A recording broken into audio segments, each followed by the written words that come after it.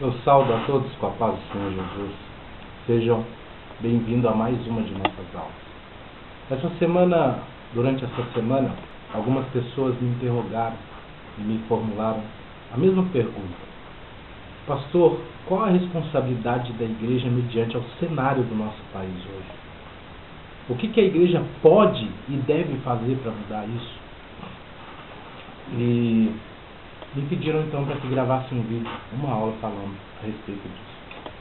Eu quero que você abra comigo a sua Bíblia, Filipenses capítulo 2, versículo de número 14, versículo de número 15, que diz: Fazei tudo sem murmuração e sem partidarismo contencioso, a fim de que estejais íntegros e irrepreensíveis como filhos de Deus, sem culpa diante de Deus, como filhos sem culpa diante de Deus, vivendo no meio de uma geração corrompida e pervertida, e que sejais visto nela como astros no mundo.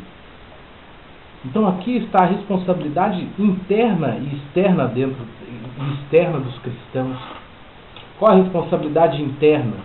É fazer tudo dentro da igreja sem tomar partidarismo contencioso, sem criar contenda, sem levar para o lado de disputa. E qual é a responsabilidade externa da igreja? É viver como filho de Deus, vivendo no meio de uma geração corrompida e sendo astro no meio dessa geração, dando exemplo para essa geração, mostrando para essa geração que somos diferentes. Qual é o problema do nosso país hoje? O maior problema do nosso país hoje, espiritualmente falando, é que existe um principado que domina o nosso país, que é o principado da corrupção. Para os que assistiram às aulas de batalha espiritual, sabem e entendem bem o que eu estou falando. Como derrotar esse principado? Ouvimos falar nos dias de hoje sobre orar pelo nosso país, orar pela nossa nação, clamar pela nossa nação. Esse é um dos princípios para derrotar esse principado. Temos que clamar pelo nosso país, pedir para que o nosso Deus liberte o nosso país da mão desse principado, pedir para que o nosso Deus acabe com a corrupção. Mas qual é o nosso papel como igreja? O que nós devemos fazer? Nós não devemos somente orar, mas devemos agir. Devemos tomar iniciativas para que isso aconteça no nosso país.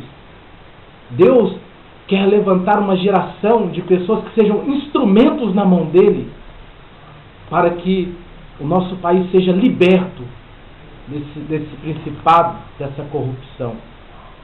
Como acabar com a corrupção dentro do nosso país? Existe somente um meio. Nós sabemos que tudo começa em um costume. A pessoa ela tem um costume, e conforme o tempo vai passando, esse costume ele vira um hábito. O hábito vira uma cultura, e a cultura ela atinge uma sociedade, ela vira uma sociedade. Começou no nosso país há muitos anos atrás, há muito tempo atrás, o costume da corrupção, o costume do jeitinho brasileiro, o costume de que se não conseguimos fazer do jeito certo, podemos traçar um outro caminho que seja errado, mas que nos leve ao objetivo que queremos alcançar.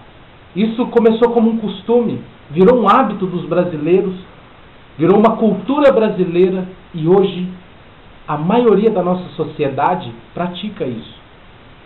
Isso é praticado até mesmo dentro das igrejas.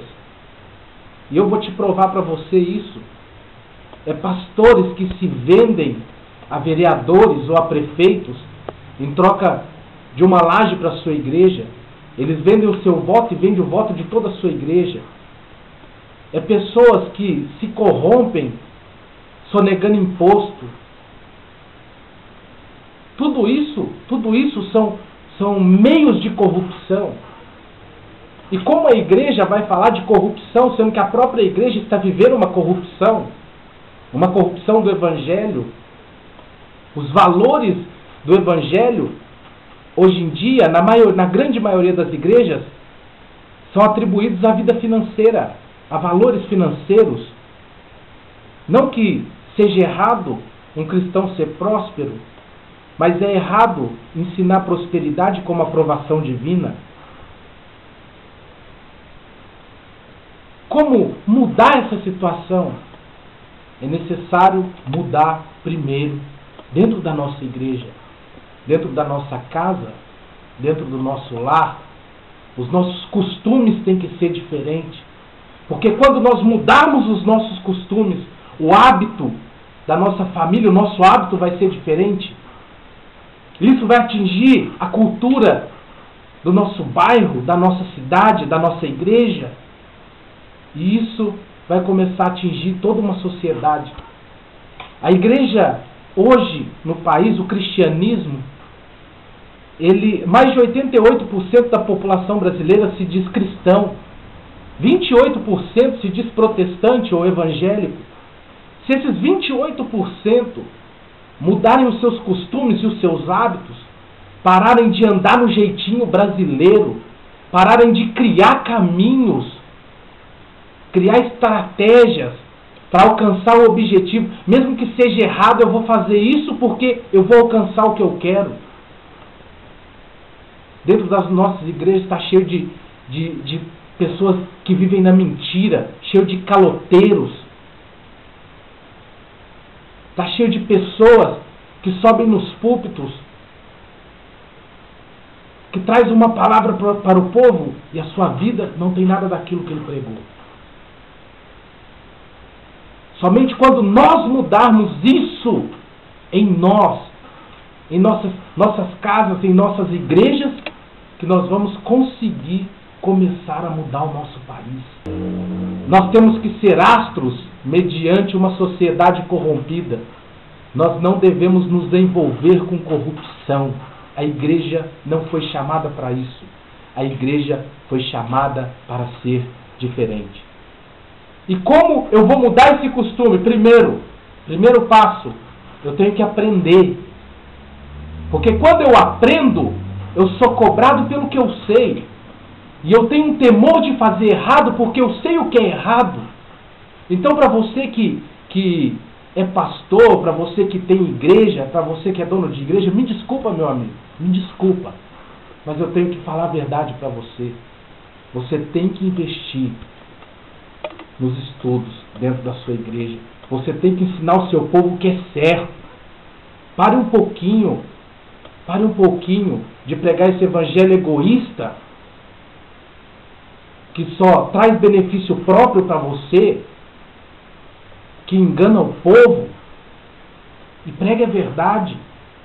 Ensine as verdades bíblicas para o povo, é isso que o povo está precisando. E quando você começar a fazer isso, o seu povo vai ter entendimento. Tendo entendimento, vai ser gerado neles o temor, porque eles vão conhecer o que é certo e o que é errado. E vão começar a andar pelo certo. Outro dia eu vi uma moça, crente, se diz crente, e ela falou assim para mim da seguinte maneira, falou assim: pastor, se os mesmos que estão no poder hoje se elegessem novamente, eu votaria neles, porque eles roubaram, mas fizeram algo pelos pobres. Para com isso, larga a mão de ser hipócrita. Quem apoia a mentira e o roubo se torna cúmplice. Nós temos que ser diferente. Por mais que eles tentaram fazer algo pela parte pobre do nosso país, roubaram e mentiram. As obras não justificam os erros. Não pense você que... Vamos traçar um paralelo bíblico aqui. Não pense você que sendo uma pessoa boa e vivendo em pecado, você vai para o céu. Então as obras não justificam os erros. E esse mesmo paralelo nós temos que aplicar à política do nosso país. As obras que eles fazem não justificam os seus erros, a sua ladroagem. Então, pelo amor de Deus, pare e pense um pouco. Como que você quer apontar para um governo corrupto, para políticos corruptos, sendo que você também é corrupto? Sendo que você vai na fila de um banco e fura a fila. Isso é se corromper, isso é corrupção. Sendo que você quer levar vantagens em negócio com o teu irmão dentro da igreja, isso é corrupção. Sendo que você vende o seu voto por um caminhão de areia, isso é corrupção. Então você quer que o país mude? Não adianta você ser hipócrita e dobrar o seu joelho e pedir para Deus mudar. Você tem que fazer a sua parte. Nós temos que fazer a nossa parte. E qual é a nossa parte? É orar pelo nosso país, é jejuar pelo nosso país, mas é mudar as nossas atitudes de cristãos. Temos que viver um evangelho verdadeiro e genuíno. Eu quero finalizar e deixar um recado para você. Nas próximas eleições, não venda o seu voto.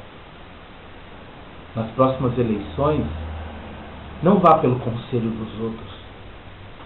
Analise o perfil do candidato que você vai votar. Olha, veja as suas intenções. Veja se esse candidato não é contra a família. Veja se esse candidato não quer aprovar leis contra a igreja. Porque nós colocamos eles no poder. Lembrando você novamente, 28% da população brasileira se diz evangélico. Se os 28% da população mudar o seu meio de vida, o seu meio de viver, a sua forma de viver, e ter um pouco mais de consciência na hora de votar, nós conseguimos mudar a história do nosso país. Está nas suas mãos. Ore, jejue, peça a Deus para livrar o nosso país da corrupção, mas liberte você também da corrupção. Seja íntegro, seja reto, não se venda. E na hora de votar, analise o perfil dos seus candidatos. Que Deus abençoe a todos. Fique na paz do Senhor Jesus.